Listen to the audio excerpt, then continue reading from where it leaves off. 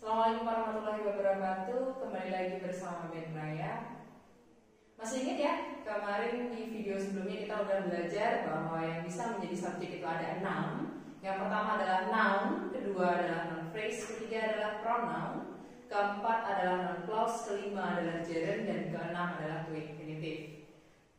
Di video kali ini spesial kita akan membahas yang bisa jadi subjek, yaitu yang berupa noun. Noun, dia adalah kata benda. Kata benda itu adalah kata yang merujuk pada orang, benda, kejadian, substansi, atau kualitas. Simbol di dalam kamus adalah N kecil. Ketika teman-teman buka kamus kemudian menemukan kata dan di sebelah kata tersebut ada tulisan N kecil, berarti dia berkelas kata noun. Kemudian apa sih macam-macamnya noun itu? Macam-macamnya noun yang utama itu ada dua, yaitu ada countable noun dan yang kedua ada uncountable noun. Countable noun, count, menghitung, berarti kata benda yang dapat dihitung. Simbol di kamus adalah C. Jadi ketika teman-teman mungkin mencari kata, misalkan ballpoint, ada pen, teman-teman akan menemukan setelah kata pen ini ada tulisan N kecil. Ketika teman-teman menemukan N kecil, berarti pen itu berkelas kata noun. Dan di samping noun, teman-teman akan menemukan huruf C besar. Kalau teman-teman menemukan huruf C, itu artinya dia adalah kata benda yang countable atau countable noun. Kata bendanya bisa dihitung. Seperti itu. Nah, apa bedanya dengan uncountable noun? Uncountable noun itu kata benda yang tidak dapat dihitung. Simbolnya adalah U. Jadi seandainya teman-teman buka kamus, misalkan ada kata water, air. Nah, ketika teman-teman cek di kamus, water ini berkelas kata noun, akan ada tulisan N kecil. Kemudian di sampingnya akan ada tulisan U. Artinya dia berkelas kata noun dan termasuk uncountable, kata benda yang tidak bisa dihitung. Nah, ciri-cirinya gimana sih untuk membedakan yang countable dan uncountable noun? Ciri-cirinya adalah kalau countable noun dia dapat didahului dengan e atau an, sebuah, seorang, atau seekor, atau one, satu atau sebuah. Dan untuk countable noun dia dapat dijamakkan atau dia memiliki bentuk plural. Berbeda dengan uncountable noun. Kalau uncountable noun tidak boleh pakai e atau an, atau tidak bisa diikuti e atau an atau one secara langsung. Dan dia tidak bisa dijamakkan. Misal di sini ada pen. Ketika teman-teman bilang pen, ballpoint. Kalau ballpointnya satu, teman-teman bisa bilang dengan a pen. Ketika ballpointnya banyak, teman-teman bisa bilang dengan two. Kalau banyak, tinggal ditambahkan s saja ya. Two pens. Berbeda dengan water. Jangan sampai tulis dengan a water. Ini salah ya. Cukup tulis dengan water saja. Kenapa? Air itu nggak bisa dihitung. Sebuah air nggak bisa ya. Seperti itu. Contoh lagi, misalkan saya bilang satu kucing, one cat. Ketika saya bilang kucingnya ada 5, 5 cats. Nah, bisa saya jamakkan 5 kucing pakai S ya.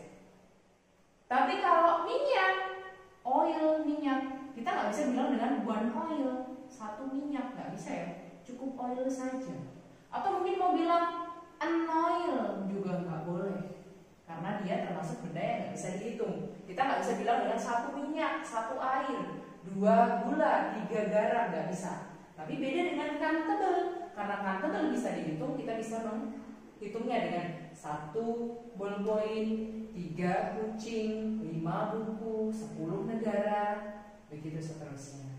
Jadi bisa dibedakan ya antara countable dan uncountable. Oke? Yang selanjutnya adalah poin D, yaitu regular dan irregular plural noun. Dia adalah kata benda yang bentuk jamaknya itu beraturan dan tidak beraturan. Ingat, yang bisa diubah dalam bentuk jamak itu hanya kata benda yang countable. yang bisa dihitung saja. Di sini sudah saya tulis ya keterangannya, hanya countable noun saja yang bisa dijamakkan.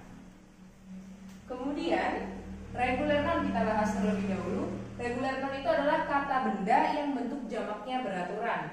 Polanya adalah ketika ada kata benda, teman-teman tinggal menambahkan s atau es saja untuk jamaknya. Semua kata benda umumnya tinggal menambahkan s saja. Contohnya, ketika bentuk singular, singular itu tunggal ya teman-teman, atau jumlahnya 1.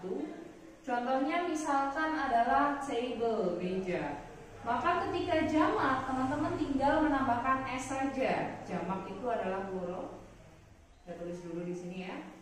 Nah, bentuk jamaknya tinggal menambahkan s saja, yaitu jadi tables. Kemudian teman-teman misalkan bilang student, siswa, maka bentuk jamaknya tinggal menambahkan s saja, students. Lalu bagaimana dengan kata benda yang berakhiran dengan es? Untuk yang berakhiran es ini digunakan ketika sebuah kata benda dia berakhiran dengan ch, sh, ss, o, x, dan z.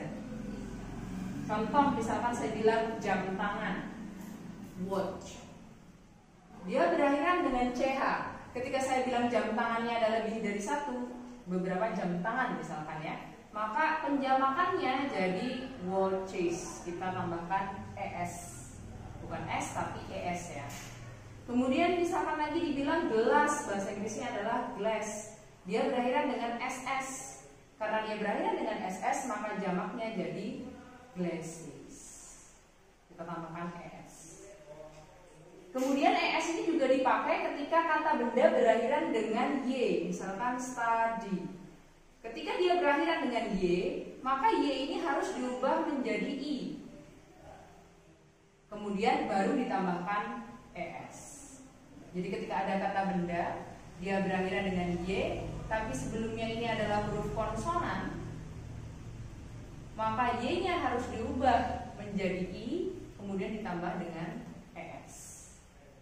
Tapi kalau dia kata benda berakhiran dengan y dan dia sebelumnya adalah huruf vokal, maka tinggal menambahkan s saja. Contohnya play, permainan. Berakhiran dengan y tapi sebelumnya adalah huruf vokal a, maka teman-teman tinggal menambahkan s saja. Jadinya plays, permainan, permainan. Seperti itu. Selanjutnya adalah irregular noun. Bagaimana dengan irregular noun?